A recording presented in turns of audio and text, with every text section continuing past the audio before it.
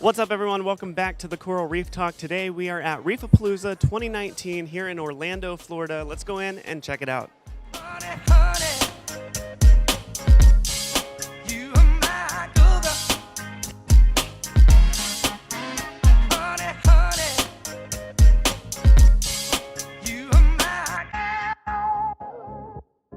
Reef Palooza was jam-packed with the hottest corals and the latest aquarium gear and products.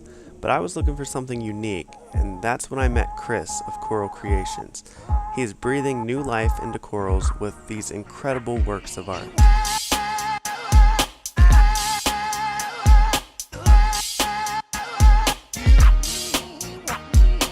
So we're here with Chris of Koral Kreations and some unique artwork here. And what inspired you to do this? I mean, this is real coral skeletons that you're painting. Yep. So all these coral skeletons were something that it was a collection at first, and they were just white skeletons, and I would use them as decorations on your coffee table or on a shelf in your living room. It just looked kind of cool, and then I had this overwhelming amount of these skeletons adding up, and I figured I got to do something cool with them. So Rachel Fogel over at Reef Weeds, I saw her art hanging in a store that I work for, Ocean State Aquatics, and I was like, I have an idea if I took this artwork that she does and influenced it with real coral skeletons. So I started painting them in different orientations, coming up with different ideas, and then I was like, how am I going to mount them? Started out like, I'm going to glue them onto acrylic, but acrylic was very difficult to work with and make a box, so I just started buying shadow boxes and picture frames already in existence, and it made a really cool art form to have a live coral a coral that was once alive, decorated, looking like it's alive, but you could hang it behind your fish tank, and it would actually accent, under the same UV lighting that you use for your aquarium. And a lot of unique shapes that you get with different corals, and then the fluorescent color that you add onto it makes it even more unique. We were talking off camera a little bit, and you got started at an aquarium store. Yeah. So I started working for a store back. It was Hurricane Irene up in New England that took out a lot of our collection of skeletons, and that was the first time I ever got a coral skeleton that I thought was cool. Yep. And now people donate these to you. Yes, now I have people, wholesalers even, and when they have bad shipments come in, and it's a part of this hobby and it happens, and it's extremely sad that it does happen when we try our best to keep them alive, but when they come in just dead in the bag, you don't bother trying to frag pieces off of it. That's how you get these whole pieces. A lot of the other times, most of the time you have a little bit dying RTN happening, you just chop off the tips and you're okay. But these whole skeletons are actually ones that came in from outside the country or were in a tank for decades, and they grew out and then they just happened to die. It happens a lot of times. People have reef tank crashes. So this piece right here is one of the first or the first piece that you've done? Correct. It was not the first piece I completed, but it was the first piece I ever started. So I had all these big corals, like I said in the beginning, it was all large pieces that I kept that were cool looking.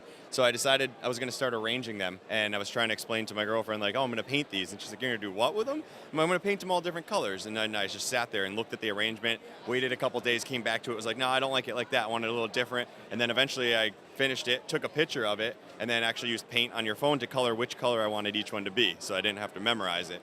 Then I went outside and painted each one of them, and then came back in and hand painted the details on them. I do spray paint on the base of those ones until I got airbrushing. Now with airbrushing, it's a little bit, you get better options of colors, but that was the beginning.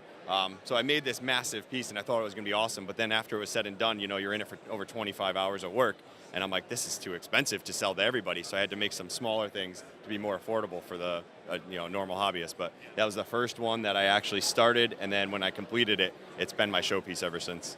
Very nice. Yeah, that was going to be my question. How long is the process? With 25 hours? 25 hours it took me. This piece alone was a good solid 4 to 5 hours of that because of how many layers of paint it took to build up all those colors on there. Very cool. And at today's show, you're actually doing a painted acro, right?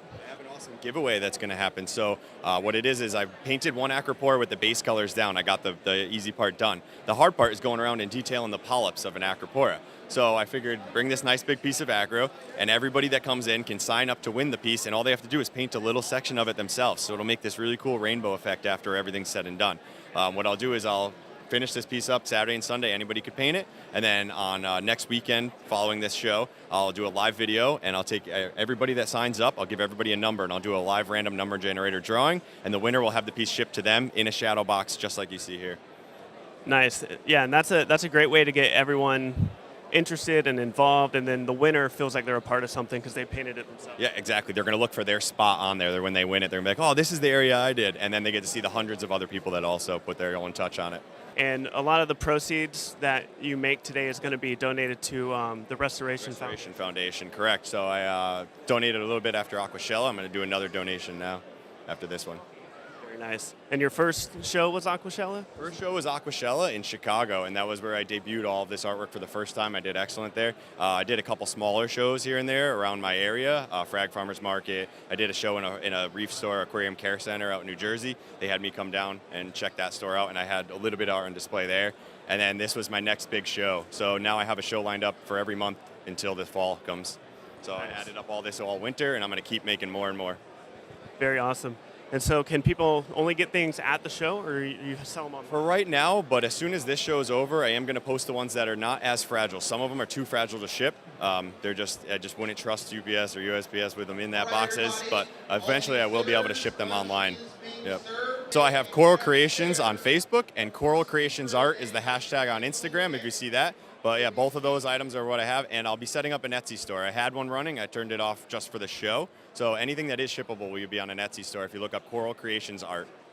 Very cool. A lot of unique artwork here at Koral Kreations.